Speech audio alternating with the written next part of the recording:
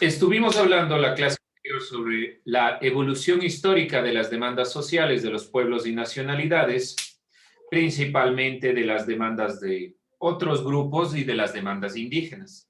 Vamos a cerrar esta perspectiva de la evolución histórica de las demandas sociales de los pueblos y nacionalidades en esta tercera parte, ya cerrando toda la perspectiva de lo que se refiere a las demandas sociales.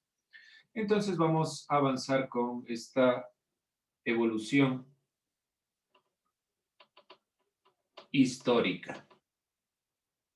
Recuerden, hemos hecho una línea del tiempo donde principalmente el último hecho que nosotros puntualizamos y con el que vamos a arrancar es con el hecho de 1990. ¿Alguien recuerda?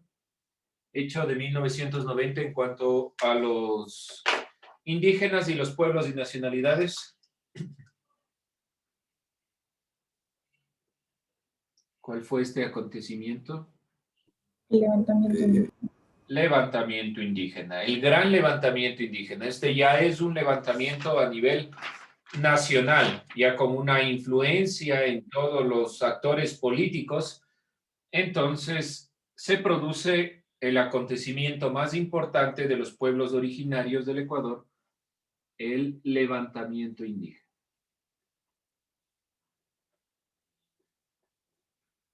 De aquí vamos a partir del último elemento que hemos revisado la clase anterior.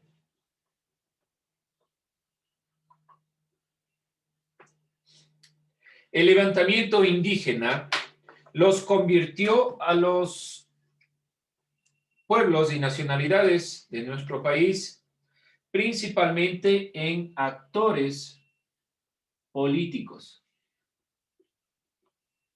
Esa era la demanda. Ya tenemos derechos, ya podemos por lo menos plantearnos algunos elementos como el sindicato, como el código de trabajo, como la reforma agraria, pero también los pueblos pasaron a ser actores políticos. Es decir, a pertenecer dentro de toda la conformación de lo que significa propiamente la democracia. Muy atrás quedaron las luchas por la reforma agraria, la eliminación del trabajo, la lucha del cobro. Ya no era ese el punto, era ser reconocidos dentro de la política, dentro de toda la perspectiva que tiene que ver con la política. La valorización de su identidad cultural era el eje del levantamiento indígena. Valoración cultural.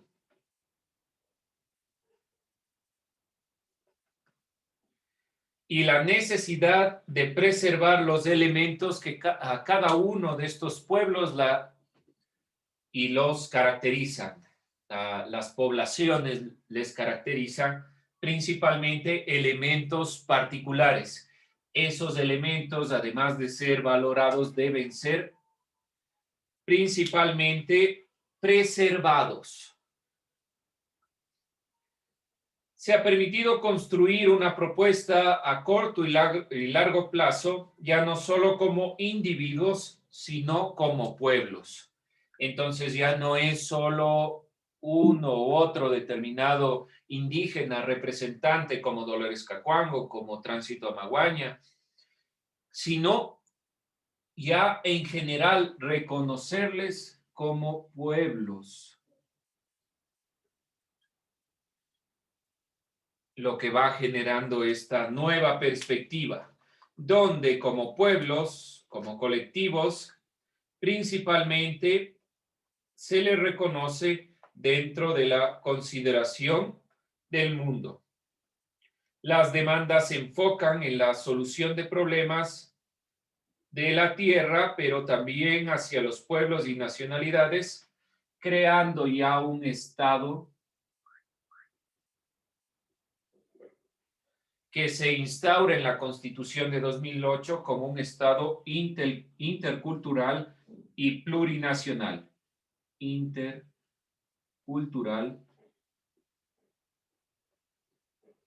y plurinacional.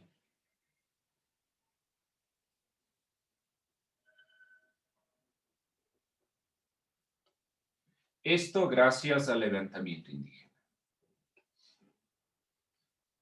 Se reconoce al Ecuador como un país que no solo tiene una nación, un solo pueblo, sino diferentes consideraciones. Vamos a ver las demandas sociales que se plasmaron en la Constitución de 2008 que parten de esta consideración de un Estado intercultural y plurinacional. Aquí la pregunta que vamos a ir respondiendo es justamente ¿qué es intercultural y qué es plurinacional? Bien, vamos con las demandas sociales dentro de la Constitución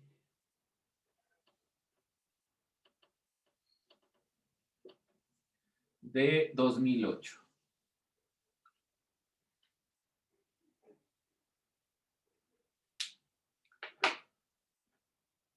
Para la redacción de la Constitución de 2008, los pueblos y nacionalidades indígenas, montubios y afroecuatorianos presentaron demandas en torno al reconocimiento de la diversidad. Significa que ya aquí participaron activamente los pueblos y nacionalidades.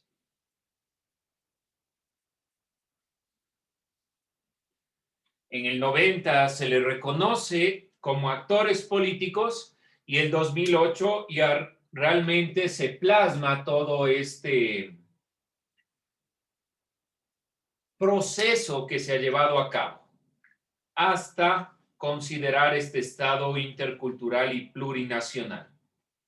Dada la preocupación por la soberanía alimentaria consistente en el derecho de los pueblos, los alimentos que se van a consumir fueron uno de los elementos de las prácticas que se van conservando. Por ejemplo, nosotros todo esto de la pamba mesa y los elementos que hemos introducido dentro de la cosmovisión que tenemos en el diario Quehacer Educacional, parte de las demandas realizadas en la Constitución de 2008, donde esta participación que fue activa principalmente pedía o demandaba la demanda principal,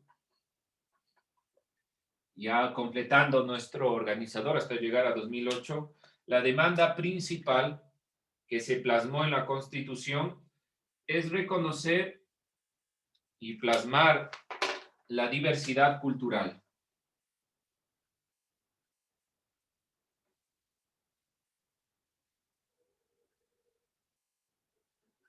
Este es el elemento por el cual, por ejemplo, alimento, la soberanía alimentaria, todos estos elementos de las exigencias que se deben tener, la manifestación de la oposición de la actividad minera, petrolera, de la contaminación en cuanto a alimento, en cuanto a contaminación,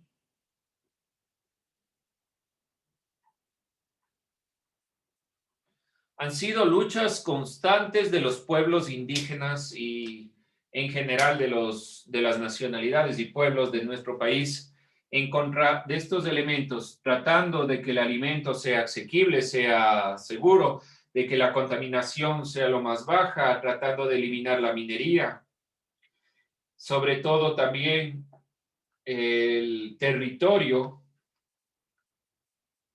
la convivencia armónica, que es un punto fundamental.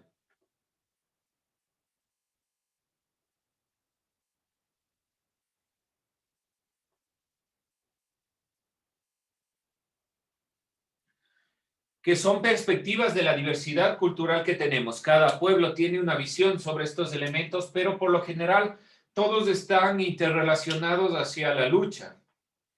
Y principalmente esta diversidad cultural está directamente hablando también sobre la justicia indígena, el reconocimiento de esta práctica y principalmente los elementos relacionados con la identidad, que es lo más importante en todos los elementos que tienen que ver con lo que hemos visualizado sobre democracia, identidad. Reconocimiento de la identidad propia de los pueblos y nacionalidades. Como parte del respeto a sus formas de vida, se impulsa el respeto a sus prácticas de sanación, medicinales, de la lucha que se tiene contra la contaminación, del derecho al alimento, de la identidad, de la convivencia armónica, de la justicia, de la práctica de la justicia indígena y demás elementos. La Constitución de 2008 recogió las propuestas indígenas y declaró el Estado social de derechos, intercultural y plurinacional. Entonces, la Constitución de 2008 recoge todos estos elementos y prácticamente ya habla de un Estado de derecho, pero que además de ser un Estado de derecho, es un Estado, como ya lo dijimos, intercultural y plurinacional.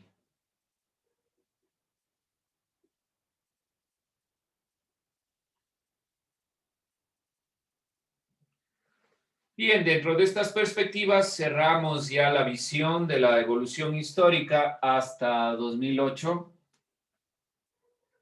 Vamos a ver la democracia como forma paradójica, dificultad para concretar las expectativas sociales dentro de la visión de la democracia en general. Vamos a iniciar esta visión sin olvidarnos.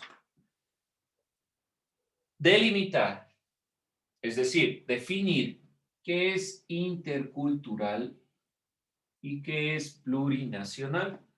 Ya voy a anotar posteriormente, pero ténganme ahí para ir complementando. Elemento que ya hemos hablado, pero que es importante recalcar. Bien, vamos entonces a dar un primer paso hacia la democracia como forma paradójica. ¿Dudas, preguntas, inquietudes? ¿No? Vamos entonces.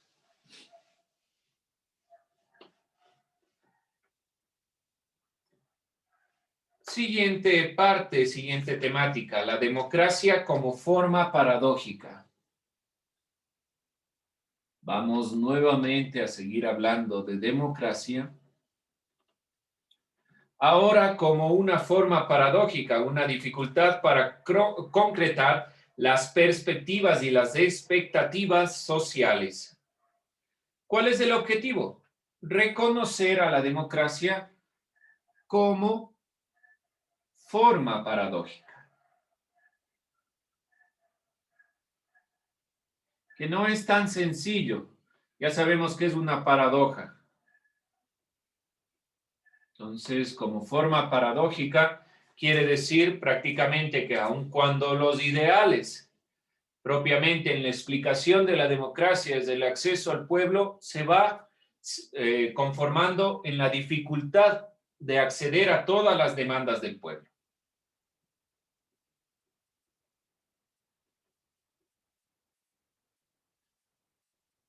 Bien. ¿Qué tan fácil o difícil puede ser, por ejemplo, ser presidente y atender a los sectores populares, a los sectores sociales? ¿Qué creen ustedes? ¿Será fácil? ¿Será difícil? Sí, no, ¿por qué?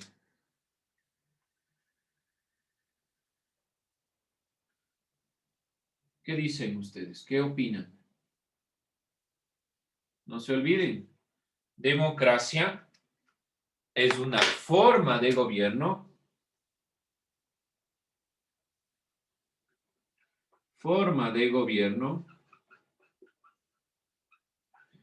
que se fundamenta en el poder del pueblo. Si el poder es del pueblo, entonces debería ser sencillo atender a todas las necesidades. ¿Por qué no pasa eso? ¿Dónde está la dificultad de atender a todas las necesidades? ¿Por qué se configura como algo no tan sencillo de realizar? ¿Opiniones? ¿Qué opinan ustedes? ¿Por qué no es fácil atender a todos los sectores del pueblo?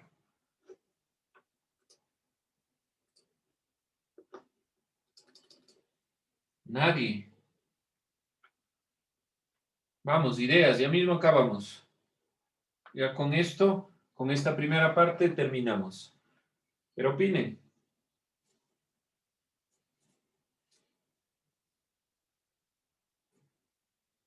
Nada. Bueno, vamos a ir terminando entonces. Estamos 10:30. Ya, vamos a ir terminando. Para complementar, vamos a arrancar con esa pregunta. Vamos a arrancar con la pregunta.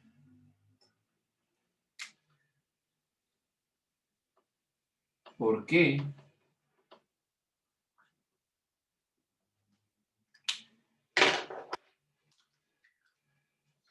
es difícil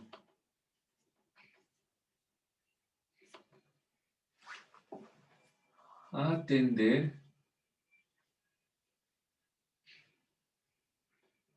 a las demandas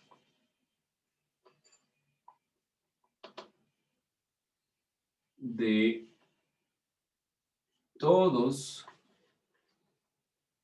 los sectores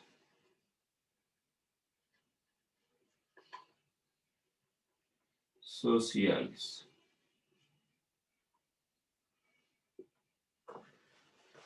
Esta pregunta la vamos a contestar, con esto vamos a arrancar, pero sí la van a subir esta pregunta para tenerla en Educay. No se olviden, es un trabajo aquí en clase, por eso estamos terminando ya la hora clase dentro de lo que deberíamos nosotros ir puntualizando. Bien, jóvenes, entonces terminan eso, yo ya cargo la pregunta para que la puedan resolver. ¿Alguien, alguna duda, pregunta, inquietud?